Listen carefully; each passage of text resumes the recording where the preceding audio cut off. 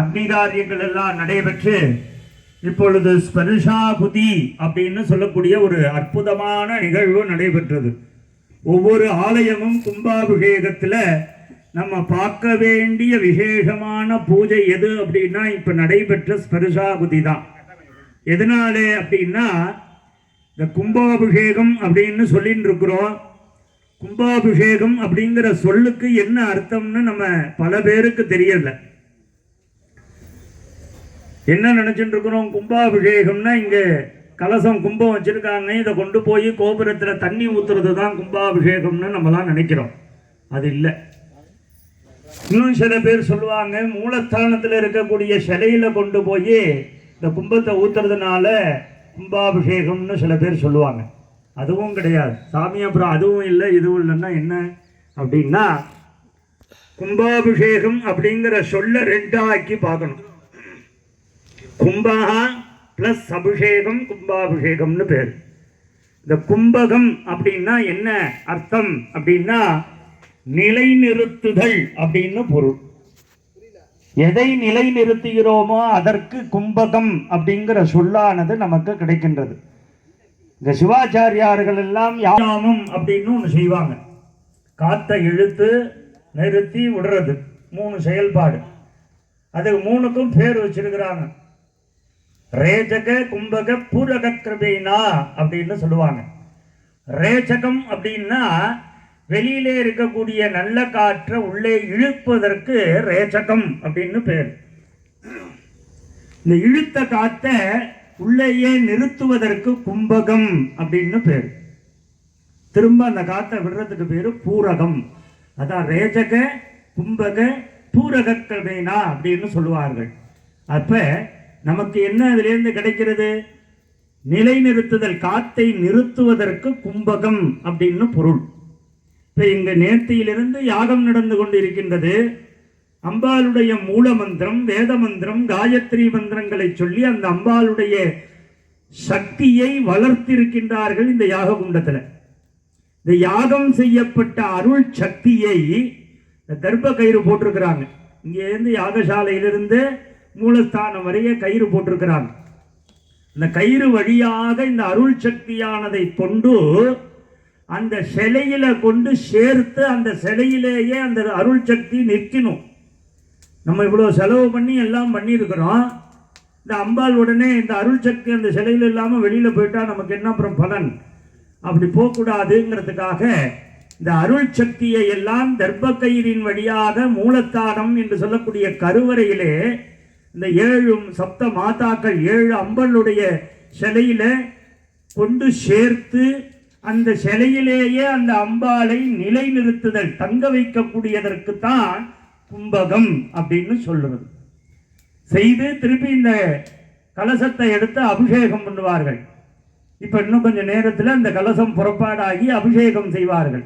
இந்த 2 நிகழ்வுகளும் நடப்பதற்குத்தான் கும்பாபிஷேகம் அப்படிங்கிற சொல் நமக்கு வந்தது. நாமெல்லாம் என்ன நினைச்சுட்டு இருக்கோம்? இன்னும் சாமி பத்திரன்னு சொல்லிட்டு இருக்காரு. நம்ம 10-20க்கு வந்தா சரியா இருக்கும் அப்படின்னு நம்மளாம் நினைச்சுட்டு இருக்கிறோம். இங்கேன்னு இல்லை, நம்ம எந்த ஊர்ல போனாலும் கும்பாபிஷேகம் பத்திரிகையில டயம் போட்டிருப்பாங்க. அந்த டயத்தை பார்த்துட்டு கரெக்டா விஐபி மாதிரி அந்த டயத்துக்கு நம்ம போறது. அப்படி இருக்கக்கூடாது. நம்ம என்னைக்கும் அம்பாளுடைய அந்த தெய்வத்தினுடைய அடிமை. நம்ம என்னைக்குமே அவருடைய சிஷ்யர்கள், குழந்தை. நம்ம வீட்டில் ஒரு குழந்தைக்கு கல்யாணம் நடக்குது. கல்யாணம் நடக்கிற டைம் போட்டிருக்கிறாங்க. அந்த அப்பா அம்மா அவங்க சொந்தக்காரங்களும் அந்த டயத்துக்கு தான் போய் நிற்போமா? எப்படி காலையிலே எழுந்திருச்சு சீக்கிரம் குளிச்சுட்டு போய் அந்த கல்யாணத்துக்கு 2 மணி நேரம் முன்னாடியே போய் எல்லா வேலையும் பார்த்துட்டு நம்ம இருப்போம்.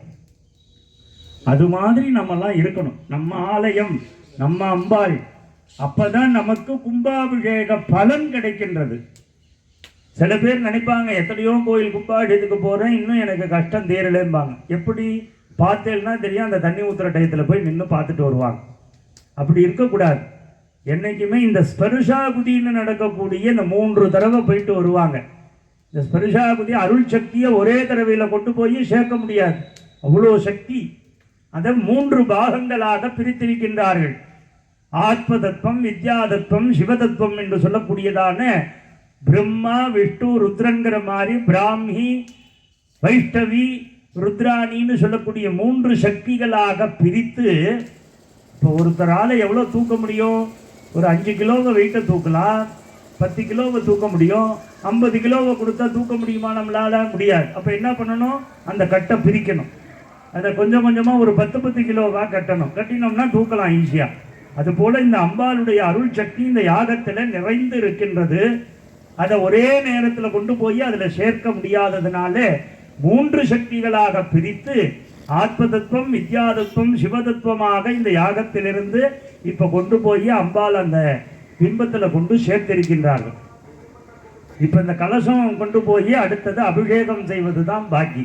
பூர்ணாகுதி தீபாராதனை முடிஞ்சோடனே கலசம் புறப்பட்டோன்னு கொண்டு போய் அந்த சிலைக்கு அபிஷேகம் செய்வார்கள். இந்த 2 நிகழ்வுகளுக்கும் சேர்த்து தான் கும்பாபிஷேகம் அப்படிங்கிற சொல் வந்தது. இதுக்கு உதாரணமாக ஒரு கதை. ஒரு வேடன் காட்டு வழியா போறான்.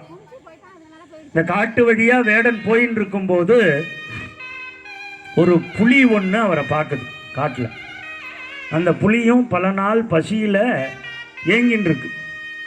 அந்த வேடனை பார்த்தோன்னா, ஆஹா நமக்கு நல்ல இறை கிடச்சிருச்சு, இந்த வேடன் நல்லா கொழுக்கு முழுக்குன்னு இருக்கான், இவனை சாப்பிட்டா நமக்கு பசி ஒரு வாரத்துக்கு போதுண்டா அப்படின்னு அந்த புலி நினைக்குது. வேடன் பார்க்குறான், அச்சோ இந்த புலி நம்மளை தான் பார்க்குது, இன்றைக்கி நம்மளை அடிச்சிடும் போல இருக்கே, சாப்பிட்டுடும் போல இருக்கேன்னு பயப்படுறான். அப்படி பயந்துட்டு என்ன நினைக்கிறான்? இறைவனை நினைக்கணும்னு மனசில் தோணுது. அப்போ தான் வேண்டான், அம்மா தாயே பராசக்தி என்னை காப்பாற்று அப்படின்னு மனசில் வேண்டான். அன்னையும் அவனை காப்பாற்றணும்னு நினச்சிட்டார். இருந்தாலும் கொஞ்ச நேரம் பொறுமையாக இருக்கான். எதுக்காக அப்படிங்கிறத இப்போ இந்த வேடன் உணர்த்துறான். என்ன அப்படின்னா, இவன் மனசு இருக்குது ஒரு நிமிஷம் அந்த அம்பாலை நினச்சிட்டு உடனே மாறுது. என்ன, தெய்வம் எங்கே வந்து நம்மளை காப்பாற்றுறது? இந்த காட்டுக்குள்ளார காட்டில் தெய்வம் எங்கே நம்மளை வந்து இப்போ வந்து காப்பாற்ற போகுது? நாமளே கொஞ்சம் வேகமாக ஓடுனா புலிக்கிட்டேருந்து நம்ம தப்பிச்சிடலாம் அப்படின்னு அவன் மனசு நினைக்குது. அதனால் தெய்வம் கொஞ்சம் நேரம் பொறுமையாக காத்திருக்கு. இப்போ இந்த இடத்துல என்ன நினைக்கிறான்? இறைவன் மேலே வச்ச நம்பிக்கை குறைவாக இருக்குது, தன் மேலே வச்ச நம்பிக்கை அதிகமாக இருக்குது. இப்போ தெய்வம் கொஞ்சம் நேரம் பொறுமையாக இருக்கார். இவன் ஓட ஆரம்பிக்கிறான். இவன் ஓடின்னு இருக்கிறான்.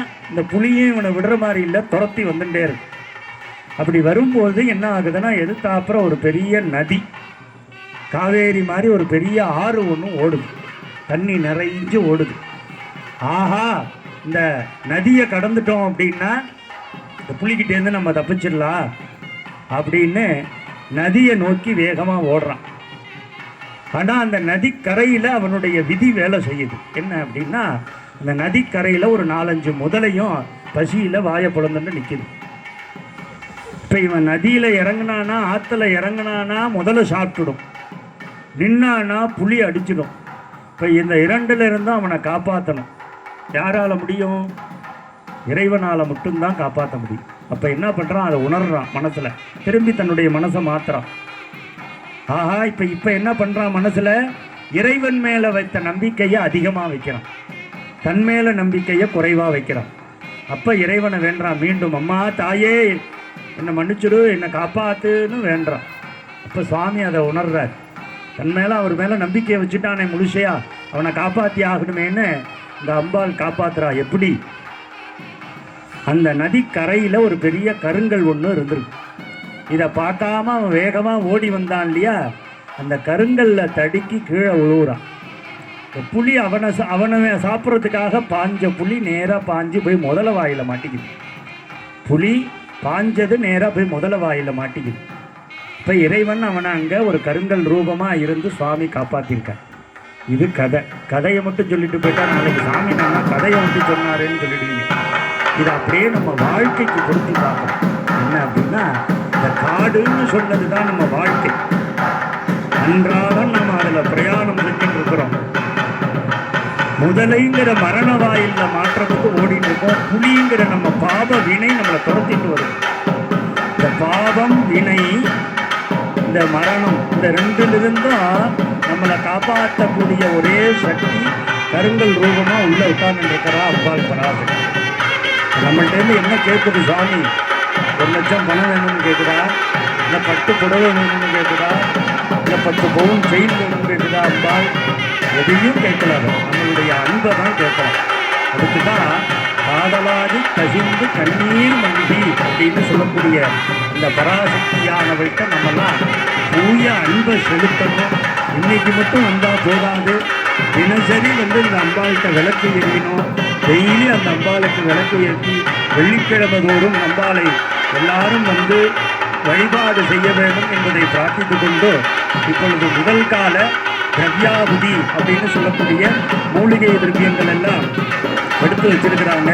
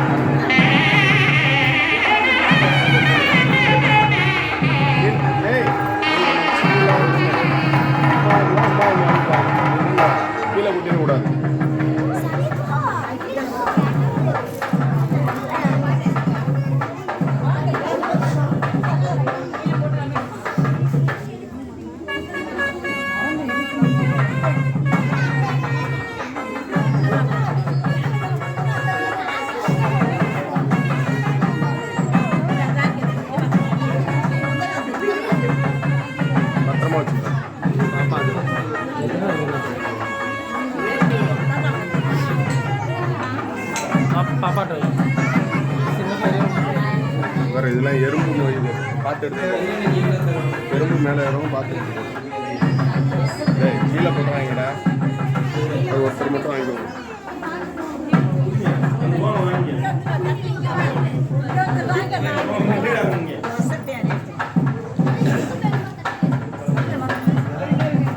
வாங்கிம்மா.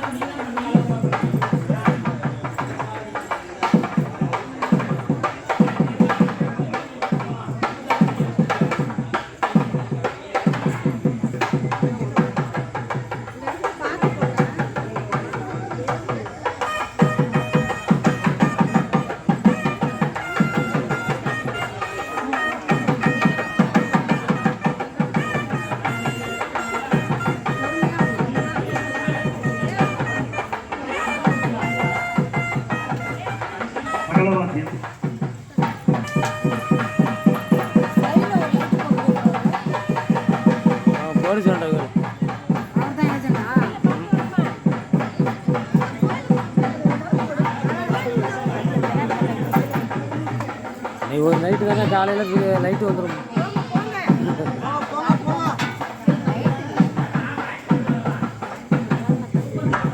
திருப்பி வைக்காம வச்சிருக்காங்க பாருங்க. முடிஞ்சிருச்சு அவ்வளோதான்.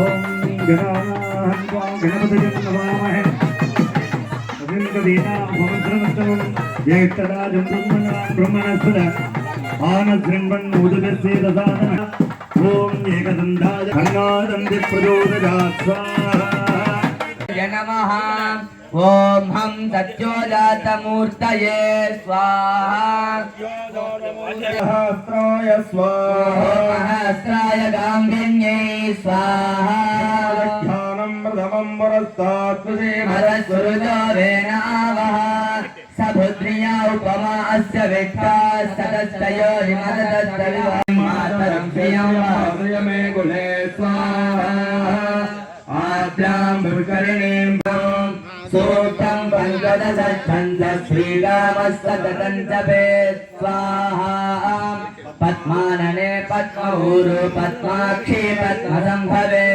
तन्मे वदति पद्माक्षी येन सौख्यं लभाम्यहं स्वाहा अष्टदायी गोदायी धनदायी महादने धनं मे दुजतां देवीं सर्वकामां जयेहि मे स्वाहा पद्मानने पद्मविपद्मभद्रे पद्मप्रिये पद्मधरायताक्षी विश्वप्रिये विश्वमनोनुकूले त्वत्पादपद्मं मयि सन्निधत्स्व स्वाहा पुत्रपौत्रमणिमाता आयुष्मन् करोतु मे स्वाहा धनमध्ये धनं वायु धनं सूर्यो धनं वधुः धनमिन्द्रो बृहस्पतिर्वरुणं धनमस्तु ते स्वाहा वैनते यतोमं विभगो विद्मः सोमं धनस्य सोमिनो मह्यं ददातु सोमिनः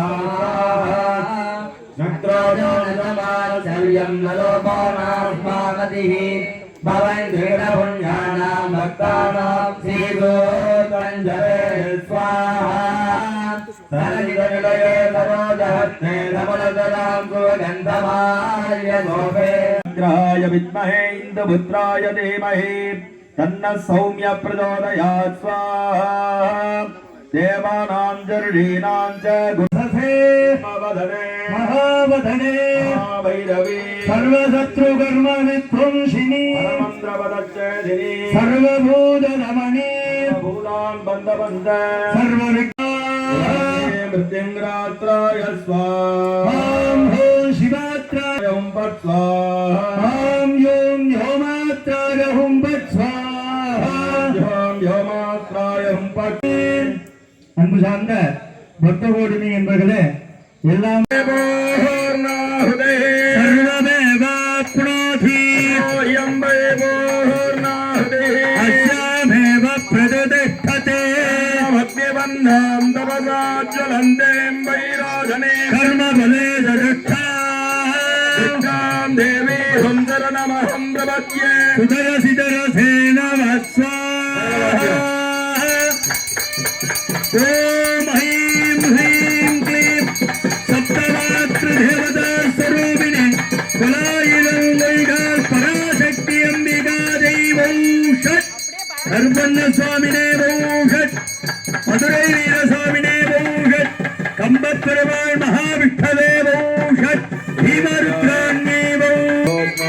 धूर्वदिदं दोर्वयं वयं धूर्वामः धूममाग्रापयामि भूर्भुवस्सुवाहा ॐ अमृतम् अमृतोद्भवे उद्दीप्य सुजातवेदो भक्तन्नरदिर्मम पुनः जतिदोदिता दीपं दरिदयामि ॐ अमृतम् अमृतोत् கெட்டிமேளம்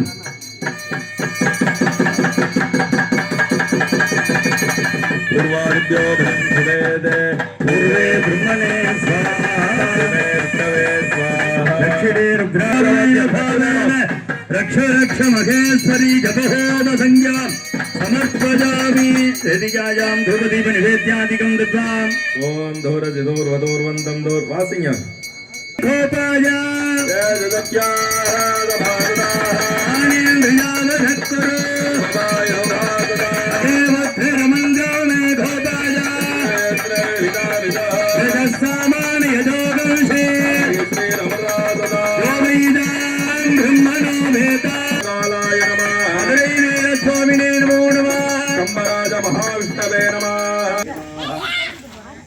शिष्यवर्गाणां सर्वेषाम् इति नाम्नालङ्कृते भक्तमहाजनानां क्षेमारोग्यदा सिद्ध्यर्थं श्री अम्बिकायाः दिव्यचरणारविन्दयोः अष्टपुष्पार्चनां करिष्यामः ॐ ह्रीं वामाजी नमः ॐ ह्रीं ज्येष्ठायै नमः ॐ ह्रीं रौद्रे नमः ह्रीं काल्यै नमः ॐ ह्रीं कलविकरण्यै नमः नानाविधपरिमलपत्रपुष्पाञ्जलिं समर्पयामि बलसमायुक्तं नाहवल्लेदलैरिदाम् कर्पूर्णचूर्णसभिरागिहितो यज्ञस्य देवमित्विजा भोदाहाररत्नदातामाम् हरिः ॐ ईशेत्तोर्जेत्वामायवत्तो वायवत्तु देवो वत्सविदा प्रार्पयदश्रेष्ठतमाय गीतजयगणाना अव्यदादरे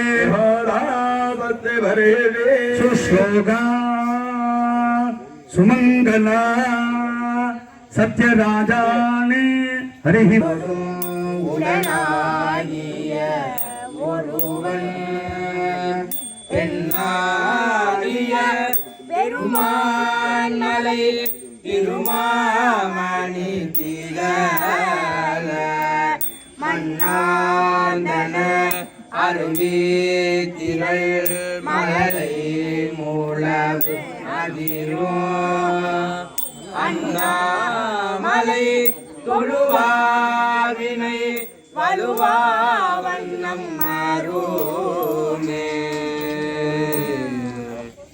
ஒவ்விய பாகத்து இறைவருமே ஆயரியாதி உடையா சரணம் அரணமக்கே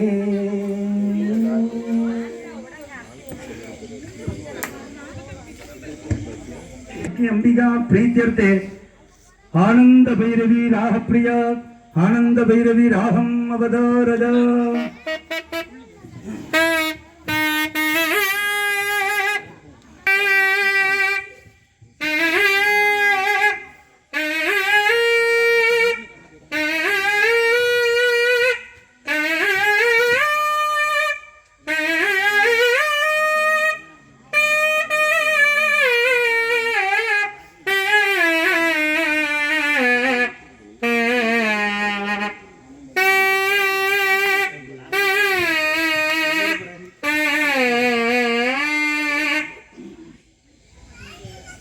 त्रिपुटदान प्रिया त्रिपुटदानम अवतारदा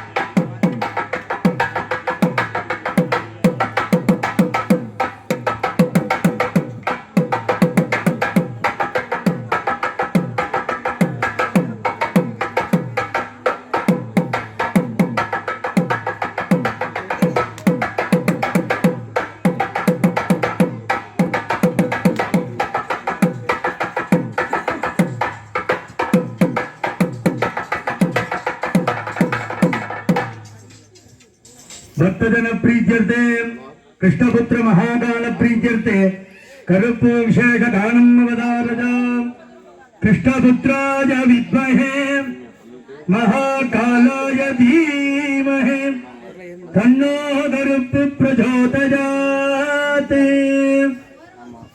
கருப்பு வடிவம் பூண்டவராம் கிழக்கே முகம் பார்ப்பவராம் நெருப்பு கண்கள் கொண்டவராம் முறுக்கு மீச உள்ளவராம் கருப்பு வடிவம் பூண்டவரா கிழக்கே முகம் பார்ப்பவராம் நெருப்பு கண்கள் கொண்டவரா முறுக்கு மீச உள்ளவரா கருப்பு வடிவம் உள்ளவரா கிழக்கே முகம் பார்ப்பவரா இமயம் போலே நிற்பவராம் ஏககருப்பு மேனியனாம் உலகாலும் நாயகனாம் எங்கள் குடிசாமி தெய்வவனாம் இமயம் போலே நிற்பவராம் ஏககருப்பு மேனியனாம் உலகாலும் நாயகனாம் குடிசாமி தெய்வவனாம் கருப்பே அடிவம் பூண்டவரா கிழக்கே முகம் பார்ப்பவரா வனவெடி இடி முழங்க வைரமணி மினுமினுங்க நீலமால சாத்தனுங்க நினைச்சவரும் கிடைச்சிடுங்க வான வெடி இடி முழங்க வான வெடி இடி முழங்க வைரமணி மினுமினுங்க நீலமால சாத்தனுங்க நினைச்சவரும் கிடைச்சிடுங்க கருப்பு அடிவம் பூண்டவரா கிழக்கே முகம் பார்ப்பவரா புள்ளவரும் வேணுமுன்னா மண்ணுருவா செஞ்சு வச்சா நீலமால சாத்தனுங்க நினைச்சவரா கிடைச்சிடுங்க புள்ள வர்றம் வேணுமுன்னா மண்ணுருவா செஞ்சு வச்சா நீலமால சாத்தனுங்க நினைச்சவரா கிடைச்சிடுங்க கருப்பே அடிவம் பூண்டவரா கிழக்கே முகம் பார்ப்பவரா கிழக்கே முகாண்டவரா முழுக்கு மீச உள்ளவரா கருப்பே அடிவம் பூண்டவரா கிழக்கே முகம் பார்ப்பவரா ஜெய கிருஷ்ணபுத்திர மகாகால सत्य प्रजाभ्य परिपालयन्तां न्यायेन मार्गेण भगिन्मगीषाः गो ब्राह्मणेभ्यः शुभमस्तु नित्यं लोकाः समस्ताः सुखिनो भवन्तु अस्य देवदेव्यायाः महादेव्यायाः अखिलाण्डकोटि ब्रह्माण्डराजज्ञायाः अनुग्रहेण च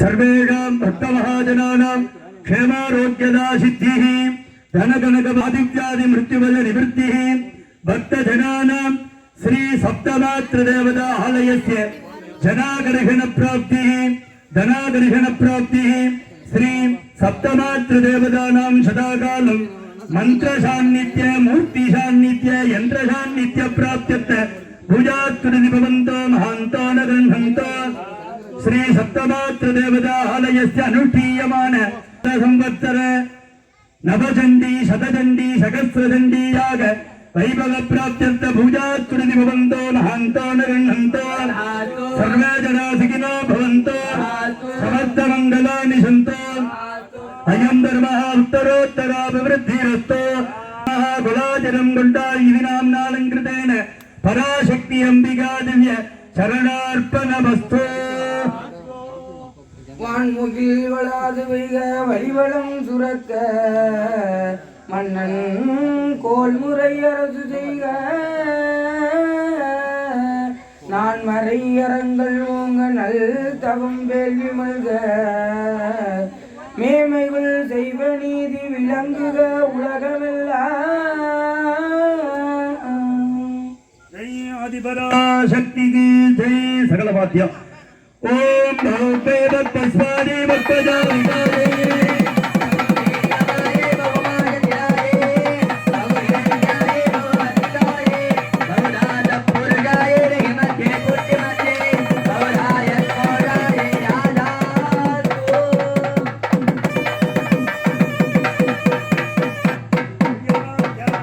सर्वस्याप्त्यै सर्वस्य नित्यै सर्वमेव तेनाप्नोति सर्वं जगति.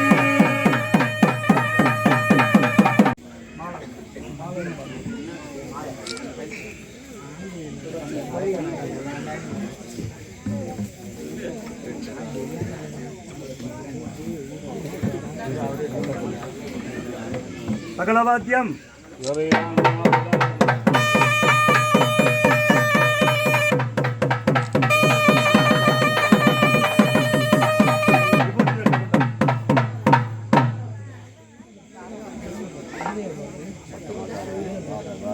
அந்த தட்டு கொண்டா தட்டை கொண்டாங்க.